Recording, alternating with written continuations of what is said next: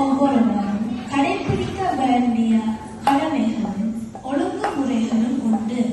பெற்றெடுத்த பிள்ளையை பேணி காப்பது அன்னையின் கடமை.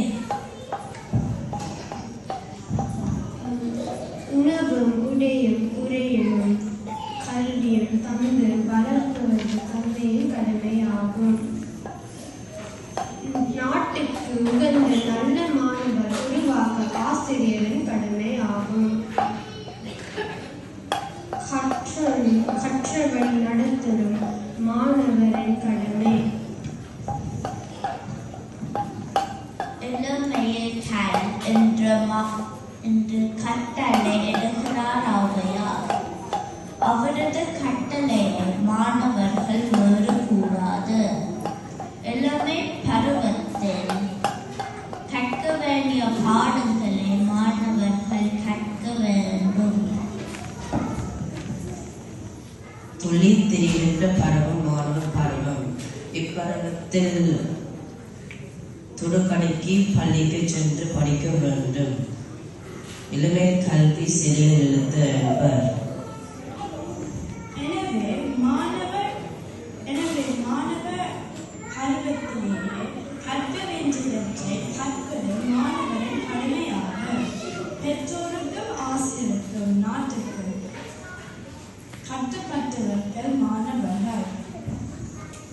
அவர்கள் தங்கள் வீடு, வகுப்பு, பாடசாலை, பொது இடங்கள் ஆகியவற்றில் நடந்து கொள்ள வேண்டிய நெறிமுறைகளை அறிந்து நடப்பது இன்றியமையாதது ஆகும். மாணவர் தம் முதற்கடமை கல்வியை ஆர்வத்தோடு கற்றலாகும். கல்வி வேற வாழ்க்கை வேற என்று எண்ணுதல் கூடாது.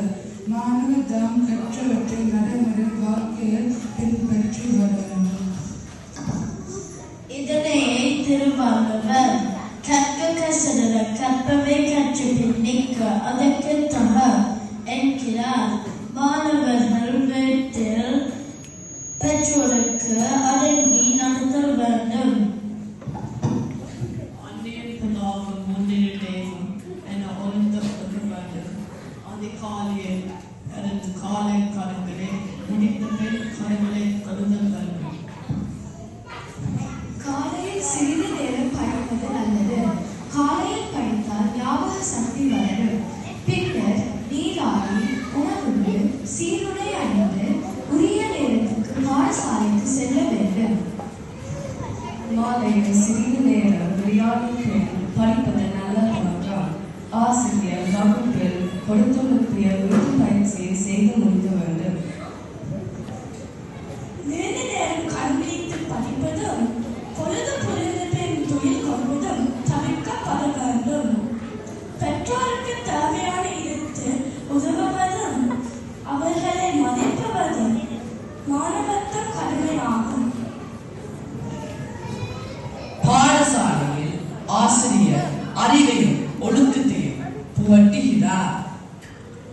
அவர்களது அறிவுறுத்தல்களுக்கு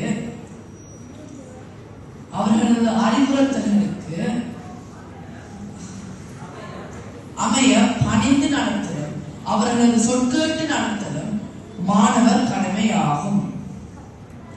பாடசாலையின் சட்டத்திட்டங்களுக்கு அமைய நடக்க வேண்டியது மாணவர் தன் தலையாய கடமையாகும்.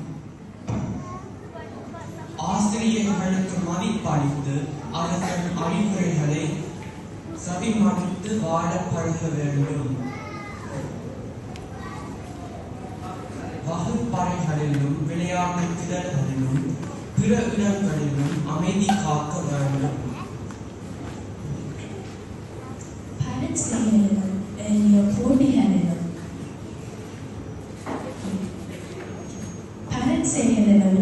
போட்டிகளிலும் வெற்றி எட்டி பாடசாலைக்கு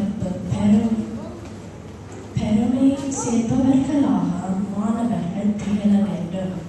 வகுப்பறையில் மாணவர்கள் அமைதியாக இருக்க வேண்டும்.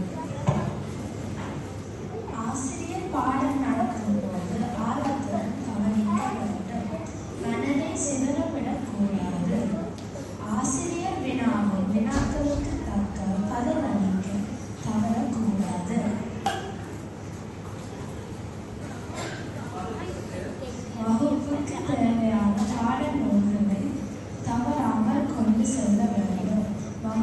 மாணவர்களில் குறும்புத்தனம் கூடாது, சோம்பலும் கூடாது.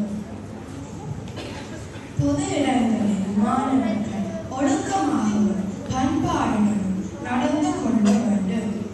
அமைதியும் அடக்கமும் அணிகலன்களாக கொண்டு திகழ வேண்டும். மற்றவர்களுடன் இன்சொல் பேசுதல் மாணவர் தம் மதிப்பினை உயர்த்தும்.